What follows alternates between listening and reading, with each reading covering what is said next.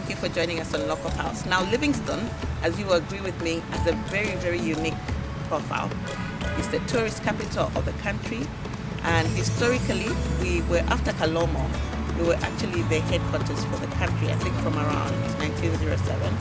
We are a bustling border town, and we boast the Musyotunya, the Victoria Falls, of course.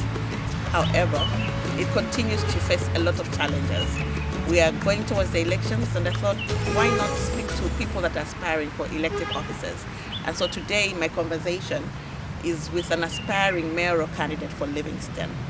And in introducing yourself, sir, tell us your name, where we are, and what kind of memories this place evokes in you. My name's Bright Hanakamba. Livingstone bears the resident. Proud Livingstonian. Where are we right now? Where we are right now, we are at Mukuni Park, the famous Mukuni Park. I would say the only viable park that we have in our Livingstone district. Yeah. What memories does it bring to you, if any? The memories that it brings in 2004.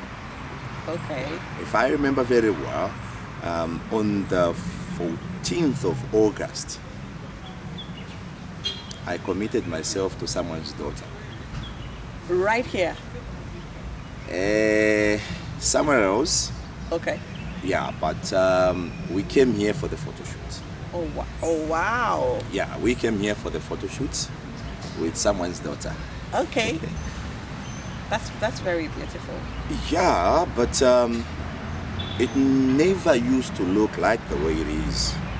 By then, I think the first of it was more colorful. It was greener, you know. It was greener, and it has a lot of attraction. Okay. Not the way it is now. All right. Now, thank you very much. So this is Local House, and my name is Mwenda Lubimambi. We have heard his name is Brighton Hanakamba. Oh, yes. Bright. Bright Hanakamba. He is the aspiring candidate under the UPND for the mayoral position. So we know your name now. Tell us now briefly about your background. You've mentioned you're a Livingstone resident. In your background, also tell us at what point you felt moved to vie for elected office. First of all, I wasn't born in Livingstone. Yeah, I was born in Choma district. That was in 1977. I'm old. I grew up at a farm called Eden Farm, and just there's a primary school called Mayoral. That's where I started my primary school. I never went to this preschool and that kind of stuff. I just went directly into grade 1. Okay. Yeah, and then from there I moved on. I went to Zimba to do my grade 8. Okay. At Nakoa Basic School, and then I moved to Lusaka. Arakan Barracks for my senior secondary school, that is at the time. And there I only spent one term. And that one term that I spent... Was you expelled? No, not at all. The one term that I spent there, again I was given a role of a monitor. You can imagine. So leadership was following me. Mm-hmm. I was given the position of a monitor in class. Mm-hmm. Then, lucky enough, all I wanted was to be in a boarding school. Okay. Because I admired those that were coming from boarding schools, the way they talked about it. Yeah. So, lucky enough, my elder brother, our firstborn, Mr. Kepson Chisemwa, was a headmaster somewhere around in Sinda. Yeah. So when he heard, Eastern Province. So when he heard to say I was eager to go to a boarding school, so he said, okay, let me speak to my colleagues. Okay. Henceforth, I was offered a place at Chester Secondary School. Yeah, I went there. It was awesome, but there was some certain, some sort of discipline that I never expected. Okay, by then, beating was allowed. When you mess around. Corporal punishment. Yes. Yeah. Yeah. So that was the first thing that I received when You I were arrived beaten? there. The first day, yes. What- To an for what? extent, What did you do? we passed through the corridors for the seniors, just for passing. Oh. So that was an offense. Yeah. So it was your fellow learners yes, that beat you our up? seniors. Ah. Our seniors. Yeah. You were bullied. Not really bullied. I think it was a welcome. Oh, I would say Okay. it was a welcome. Yeah. all right. I never liked it anyway. That's an interesting Yeah. viewpoint. I never liked it. And I reached to a point where I said, this is not the place I wanted to come to. Okay. But my friends, they encouraged me to say, no, give it a time, you get used. And for sure, I got used. And as a jovial person, I'm coming from a background of entertainment. So in my junior secondary school, I was into events. Okay. Too much. Variety shows. Variety shows. Yeah, variety shows, drama, poetry, talk of debates. So I was You're like into all of those. I was a general. So now, whilst at Chester Secondary School, the first week that I went there, there was competition of dancing. Okay. Dancing, yeah. So I went there, and everybody just saw somebody. Okay. So when I went on stage, I requested for a song from Yondo Sisters. Exactly. Yondo Sisters, yeah. So now I went on stage, and what I did on stage was amazing. Wow. Trust I'm me. just imagining based off on what I remember about the Younger Sisters. Yes. Exactly, they were Yondo Sisters, used to dance. That is the performance that I exhibited there, and it was everybody was up, and with no time And I you won. said that was in your first week. Yes, the That was first before week. the beating. After the beating. After the beating. After the beating. Oh, okay. And then I completed my grade 12 in 1998. Thereafter, I came back to Lusaka. I stayed in Lusaka for a while. Then I decided to come to the farm.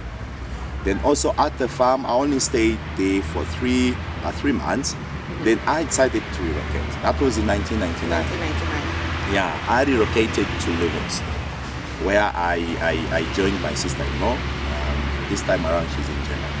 Okay. Yeah, I stayed with her for quite some time. I think the whole year. 1999, almost the whole year. Okay. Then later on, she helped me find a job in a Okay. Did takeaway. you do any tertiary education after that? No, before that. Okay. Yeah, so I just came direct. I went into Job. Okay. job. Yeah. Okay. So, it was at 217 somewhere there, yeah, where there's Zambezi Cafe. Ah. So that was the frying pizza. After the frying pizza, Sun International Zambia came into existence in Livingstone, and they advertised. So I pushed my lucky. I pushed my application there, and I was one of those that were picked to train. And their training was very hard. It wasn't an easy one. We were many, and I worked there up to 2007.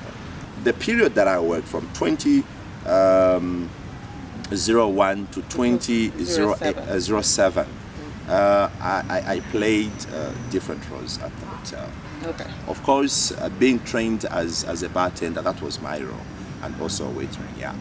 And later on, I trained in different departments because we were given, a platform to train in other departments. Okay. So And by train, you mean in-house. to be trained? Yes. Okay. Yeah, to be trained. So Your capacity was built. It was built, yeah. With the mindset of doing events, it became like a conflict of interest. Okay, I started getting orders from people, and mind you, weddings they only happen on Saturday and Sunday.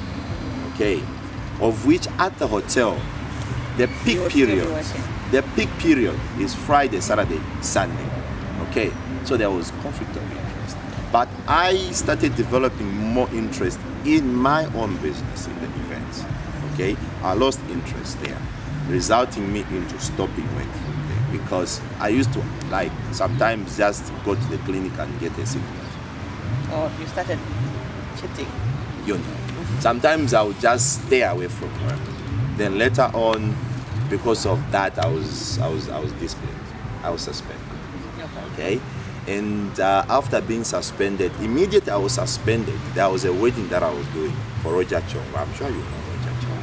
Yeah. Yes. So I was proud when I was suspended because it gave me enough time to, to run up and down.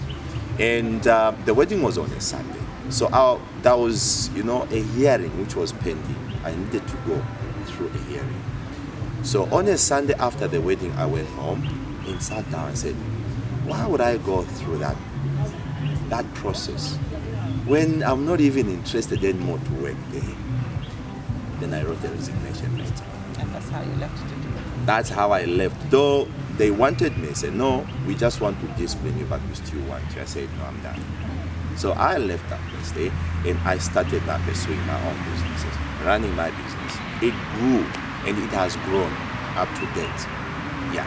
So now it is in that direction that made me to start thinking of what is it that I can do apart from, the events for the people. Okay, I started the community work. Okay, helping out. In what ways? Like orphanages. Okay. Yeah, supporting them, food-wise, financially. Also, I'm proud to say I'm one of the Zabit sponsors.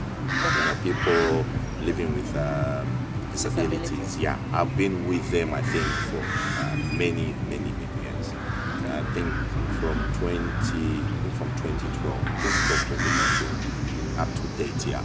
So now I started thinking in those lines to say, what is it that I can do to help the people, differently. Okay, so in 2016,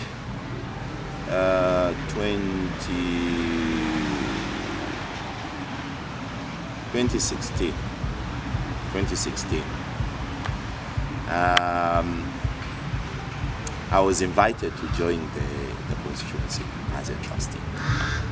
By constituency, you mean UPND. UPND. Okay. Yes. Okay. Yeah. So that was That was your genesis into politics. I started the politics a long time ago, but I was not very active. I was just like running up and down. I never had any role to play. Okay. Yeah, I was just like any other person. But in 2015, yeah. So I was invited to join the constituency, Livingstone constituency, as a trustee. Okay. Who invited you? Mr. Havanyama. Okay. Together with Mr. Milford Mako.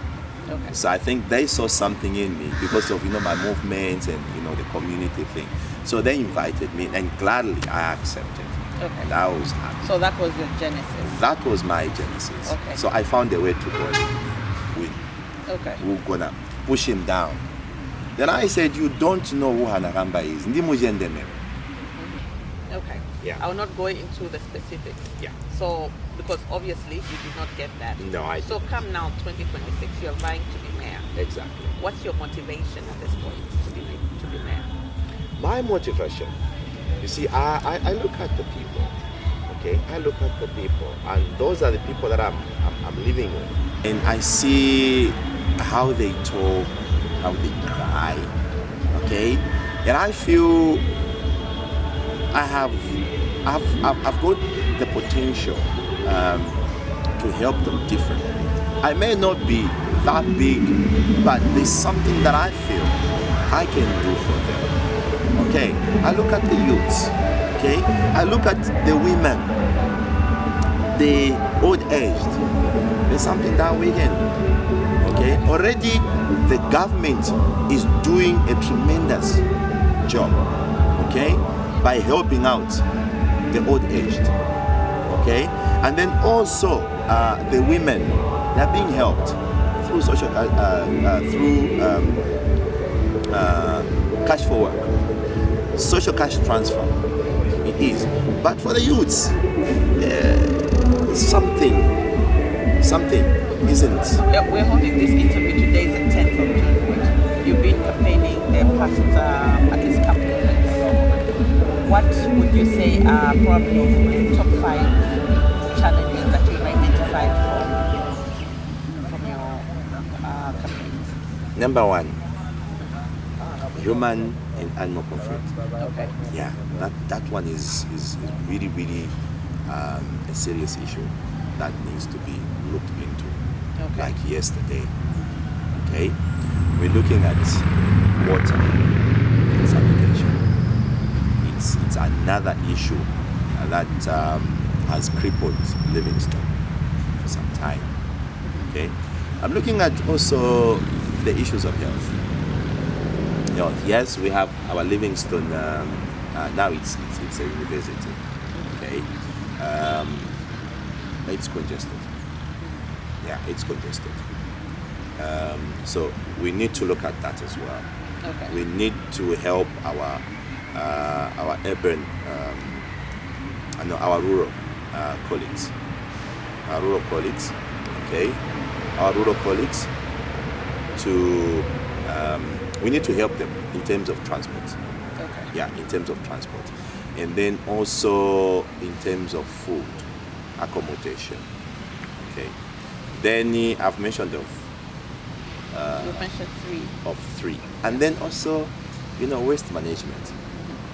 Waste management in Livingstone. That also needs serious attention.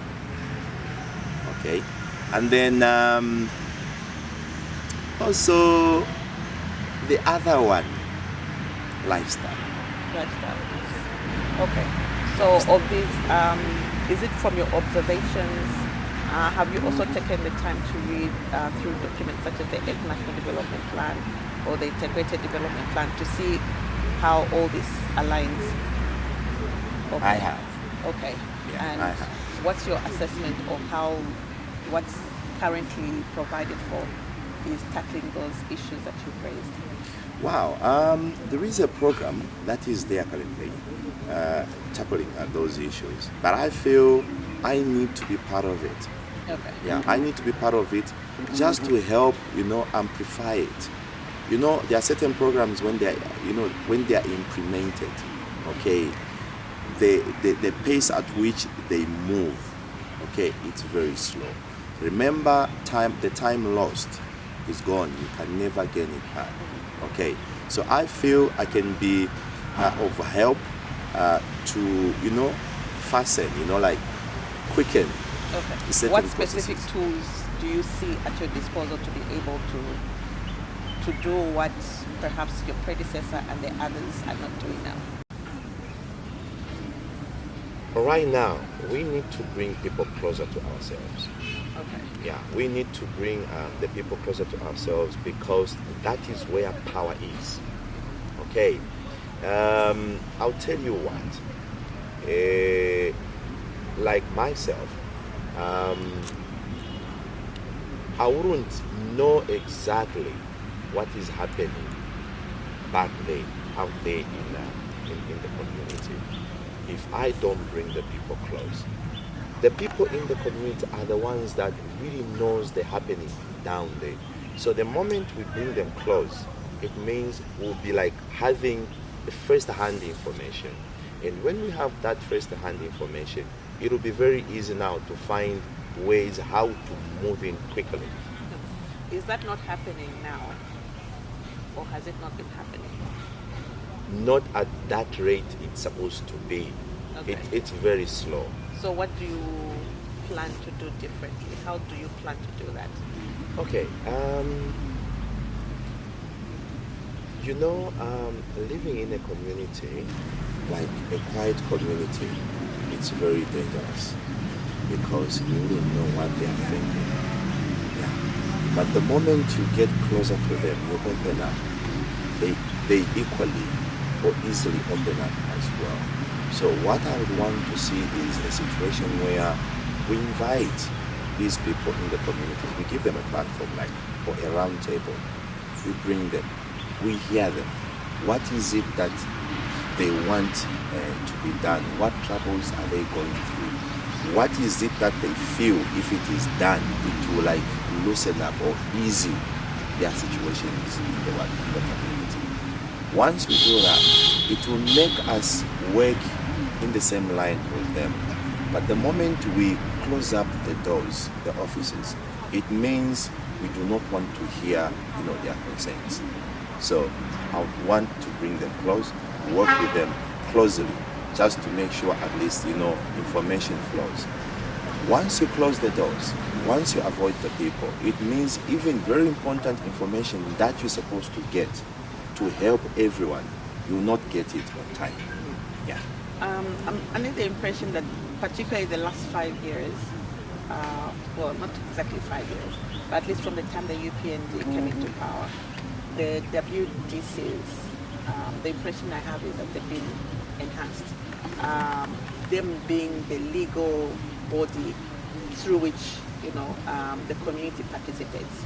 So what have you seen then, if you're still feeling that, the communities are not being brought on board? What are the hurdles? What are the bottlenecks that you've seen? Don't people attend the meetings at community level, especially to access funding such as CPF? Good question. That is a challenge that I'm finding on the ground in my day-to-day visitations.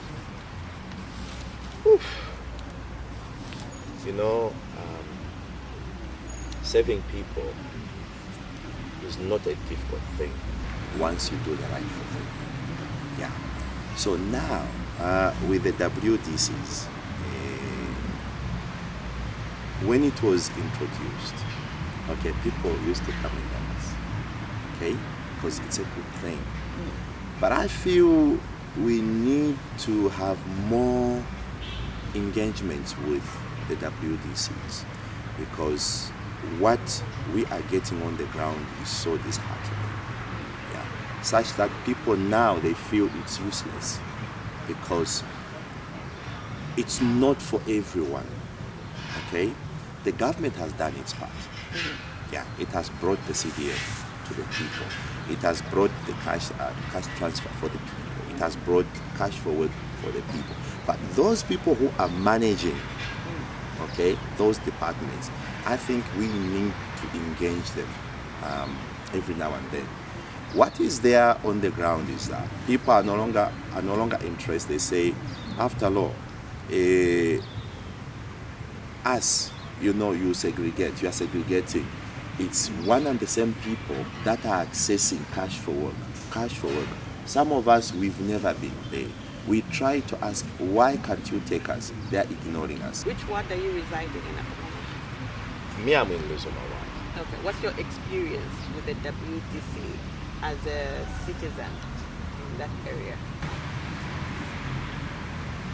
Wow. Like in my ward, it's the exact problem that is in the other wards where people are complaining. But from my experience, I think my ward, my WDC chairman, I think he's one of the best.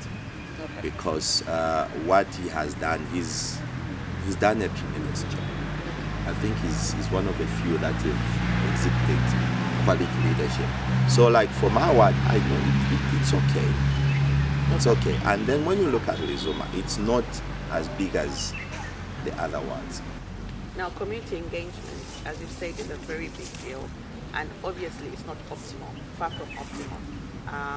When you look at the side of the WDCs, part of the challenge that they mention over and over is that people don't turn up for those meetings. If you become mayor, how exactly would you turn that around? We need to revive that. Like I've said, most people, they shun away from these meetings because of segregation. Yeah, it's no longer the way it used to be when it was first introduced. So people have just said, even if I'm to go for the meetings tomorrow, I'll not be part of it. They'll not take me. So what exactly are you going to do then to speak to those naysayers who say, okay, even if I go to a meeting, my view is probably not going to be taken? And in instances where they actually need to lodge in applications, if they are staying away because of maybe past experiences, what exactly are you going to do to really flip that around? As the mayor of the city, or the father of the city, it is my job to go around all the wards, engage the community, okay, timely. I know it's not an easy thing.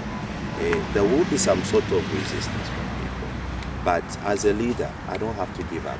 I need to push harder to make people understand what my focus is, because my focus is to bring them close so that they benefit more, just to make it wide for everyone to benefit. So I need to make sure I engage them, okay, every now and then. I think I'll spend more time in the wards, okay, than in the office. Than in the office. Okay. Because in the wards, that is where you find real issues. So by doing so, I have a feeling that by doing so, people will be able to see, to say, okay, now this person is serious. He really wants to come close to us. He really wants to work with us so that we can benefit from us. All right. Okay. And top 5 problems, challenges that you've identified in Livingstone, picking on issues of garbage, uncollected garbage, which you also mentioned, I'm sure. How are you going to balance the scale? Because I see, for instance, now vendors have come back into certain areas where for a number of years they had stayed away from, and that brings about a lot of litter.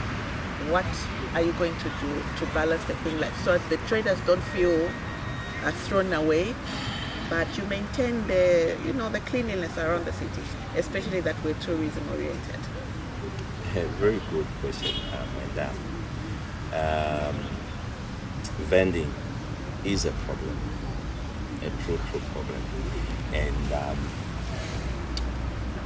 there's one point that I've mentioned. I think my coming in into leadership is to have a lot of engagement. Sit on a round table, resolve things amicably. I believe in that. And I love when the president says dialogue is the best way to resolve issues. And I concur with him. So, Livingstone being a tourist capital, it has to be clean, and really it has to show to say it's the tourist capital city. So vending, it's another issue that is very sensitive. Okay, these are people that have got families, and that is where they get their livelihood. But at the same time, we need to preserve sanity. We need to have decency in our areas. Hence, we have the Zimbabwe market. Okay, the city market. There's Maramba market. There's Maramba market. There's also Dambwa Central. There's the Vuyo market. Near here, Batoka. There's Batoka market. And then also in Dr. Mubitana, we've got the famous market. There's the Highland Market, there's Chandamali, and then there's also the famous, after what do they call this place? Before the rail line, this side. Porters. Okay. But I think for the ones that litter, it's the ones that you find in the CBD particularly. Exactly. So now, I took time to visit these markets, okay, just to look around. They need attention. Yeah, seriously, they need attention. Can you break that down? What sort of attention? The attention they need is cleanness. Yeah, cleanness, they need water. Okay, and also they need proper management. Okay. Yeah, such that once there is proper management, there is enough water. Okay, who encourage those people who would want to buy within the CBD. Okay, to go back there. Even the vendors who loves to come and like position themselves in the corridors, they will go back there. And also, the city market. The city market is a beautiful place. We just need order. We just need to put things in place. The way it is right now, the last time I went there, I think last week, I went there. There's chaos. There's chaos. What do you think is a missing link? Because I would like to believe there's bylaws in place.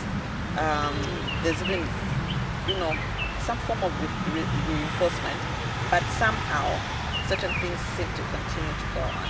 What do you think? What special sauce, if I may term it that way, will you try and bring on board to change the status quo? We need a good link or connection with the marketeers. Us in the offices, us in government. We need a proper link with the marketeers. We need to have one language. We need to sing one song, okay, in order for us to operate in an orderly way. I feel right now, there are so many cries that I found there, okay? People are crying, they are complaining of a lot of issues. Some of them, they've resorted into moving out. There are a lot of stands there that are empty. Okay, so many people, they've resorted into coming out into the streets, okay, into the corridors. So as a leader, as a government, I feel we need to go closer to them. Okay. At times when people cry, you need to listen. You need to listen. You don't need to quickly make a judgment, because once you do that, you don't know who you are hurting, but they need to be heard. You sit down, you hear them out, and then find a better solution from their cries. Okay, you did mention that there needs to be, to paraphrase, coordination in dealing with, for example, the markets. As mayor, you'll be working with established officers, engineering department, planning, and they're led by the town clerk. So what's your relationship at present with the council, and how do you hope to either amplify or at least introduce certain things to make what you're saying possible? It's very good. I don't have any issues with anyone. And I see the new town clerk to be an open-minded person. Whom I feel will achieve a lot of things together with her. You see, people need motivation. Okay. Yeah, people need motivation. Even you need motivation. If you are not motivated, no matter how good you are at what you are trained, okay, you will not give it all. You will not do your best. But once you are motivated, somehow you feel like, okay, I'm valued, and your input will be very important, and you'll be very efficient in pushing. So looking at we've got the engineers there, so we've got the planning department, Public health, all those we have. Okay, I feel I have a task, okay, to bring those people close to me. Okay. I don't have to distance myself from them, because there's something that I need from them, which is very important. Okay, their knowledge. Okay. Their knowledge. And once... Have you been able to gather the knowledge? Because I like, for example, 1964 or whatever, there's a lot of knowledge that is shared now. Have you been able to tap into their knowledge to guide how you're coming on board now? I've done that briefly, not to that level. Okay. because I don't want to really, get deeper before I have, The job. before I have the office. But I feel once I have the office, it will be easy for me now to bring them on the table. Okay? So that we tackle this issue one by one, and find out where there are hurdles, where they find difficulties, if there are difficulties at all. Because in these institutions, people have got problems, they've got challenges that have not been addressed. Sometimes they try to, table them. You find that they are not being heard. As a result, they start shrinking, okay? They start pulling. And once they start doing that, just know that nothing tangible will be seen. Your works, no matter how much you would want to push, you find some resistance. Okay. So I would want to bring them close. Okay. Yeah. To your point that you've not really found out as much as maybe like deeply, I see a trap in the political space where during campaigns promises are made, but it's when an elected official actually gets into office that they truly begin to understand how the system operates, and then maybe realize to say, okay, perhaps more than half of what they promised cannot actually happen in the way they were planning to, because that is different. Are you not seeing yourself falling in that trap? A good question. That is another task that I have. Okay, department by department, getting information. In my message that I'm giving to the people, I don't want to promise people heaven on earth. Okay? Because in these promises, you end up over-promising people and then you fail to deliver. But what I believe in is that once you start working with people, I believe in working hand in hand with people, bringing people close. Okay? The moment you do that, it means you have access to a lot of information. You have access to good people that would help you now, deliver other issues that are still lagging behind. So I wouldn't want to make promises, a lot of promises, but what I believe is that once engaging the people, good things can come out. Maybe 3 years into your term, what tangible difference can we see in Livingstone under your leadership as mayor, should you be elected? Very good. Of course, I'm not going to be a general player. I have boundaries, okay, where I'll be ending. But the number one that I want to see is a clean Livingstone.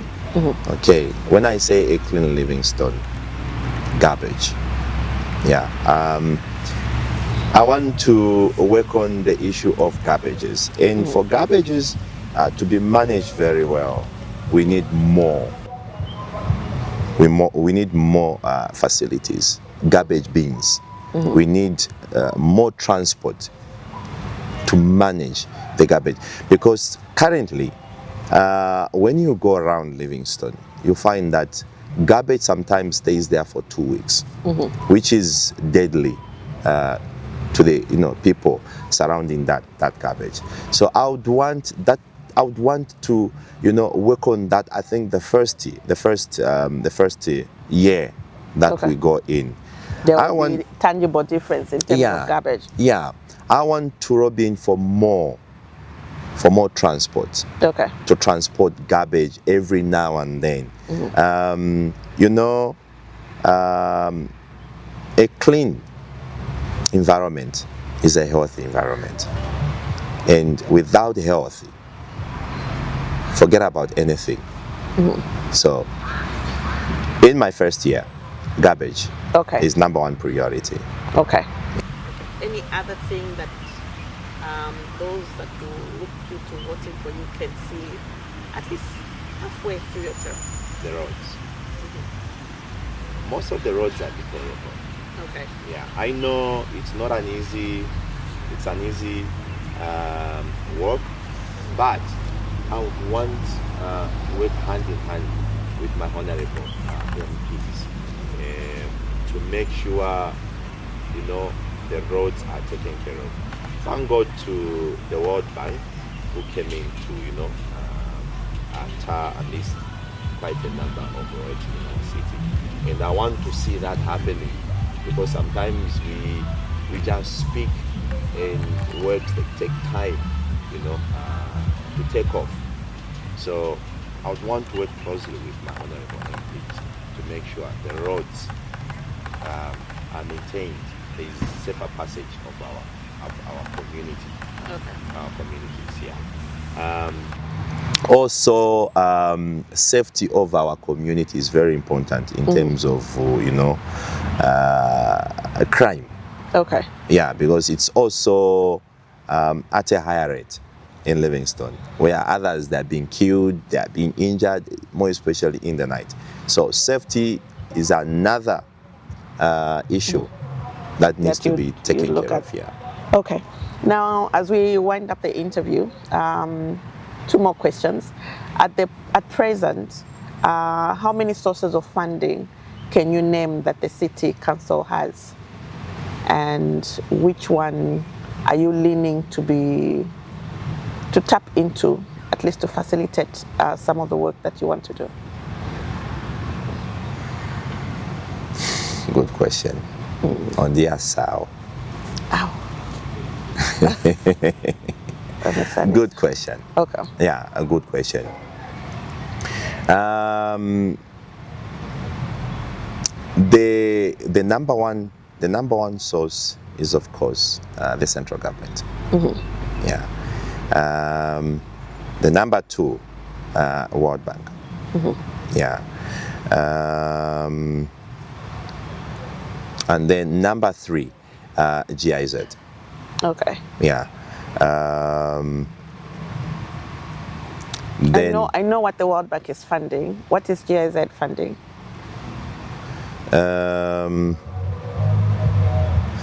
GIZ is into water rectification. Okay. Yeah, into water, and Okay. would really I would really need to really go deeper in them, because water, like I mentioned, is another serious issue that needs to be taken care of. Okay. Yeah. All right. So you've mentioned 3, and as you speak now, obviously people have resonated with some of the issues that you've raised. So within a year, we want to see the garbage, a clean Livingstone, and also the roadworks. And this is my final question, why should people believe you that you're going to do as you say? Oh, okay. Why people should believe me? Number 1, I've been a community worker. Yeah, that have been. And perhaps you can actually look directly into the camera as you speak that. Yeah, I've been a community worker who has worked with the community closely. Yeah, and my works that I've done with them, I think it speaks volumes. Yeah, and that's the reason why I've received a lot of massive support from the community to work with them, to lead them, to help them speak, help them work. Yeah, so I'm just a simple person who is closer to the people, always very jovial. If you find me in a mood or maybe in a sad situation, maybe I'm sick, or maybe I've lost somebody, but most of the times I'm a jovial person. All right. Yeah. In case there's something that you would like to get off your chest that I did not ask, this is your moment to say it. I'd mentioned of lifestyle. Okay, I know you didn't ask. Yes, I didn't. What I meant about the lifestyle. I believe in both, like Western culture, and then also our own tradition.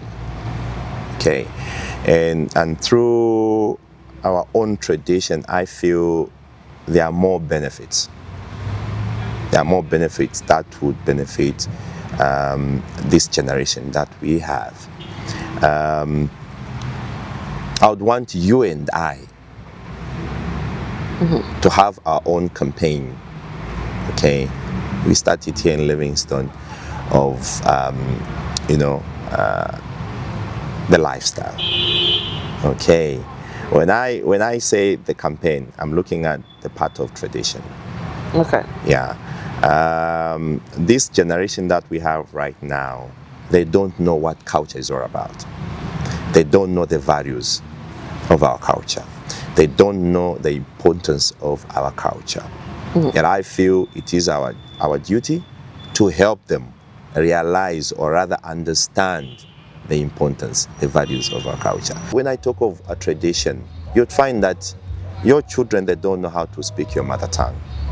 Okay. They can't communicate with their grandpas. They can only communicate in English, of which our old people, they can't communicate in English. So I just want to help them, because this is, no matter how we're going to learn English, but tradition is part of us. So we need to carry a proper campaign that will not injure them, but it will help them understand, so that we do not have another generation that is lost. Okay. For now, this generation that is growing, I would say it is lost. So it needs a direction. Okay. Yeah. So even the dress code, we've lost it. We are Africans. Are you going to start policing dress code, especially that we're in Livingstone, when it gets hot? No. The fewer clothes one. No, we're not going to do that. We want people to be free. Okay, we don't want to inflict anything on anyone, but we just want to, like, I just want to make people understand. And those that will understand, once they come on board, I think there will be ambassadors. Okay, there will be ambassadors to spread the news to the others. Those that will come on board, well and good. But I feel it's important that we help our children. Thank you very much. We'll talk with you again before the end of the campaigns. And yeah. Thank you. Good luck. Thank you so much. And I really appreciate this platform. There are some certain key points that were not in me, but you have awakened them. So I have a task. Thank you. I have a task to do. Well, this has been another insightful episode of Local Pulse, and today we featured a mayoral candidate under Livingstone constituency, Bright Hanakamba. My name is Mwendalubi Maumbi. Thank you for watching. Bye-bye.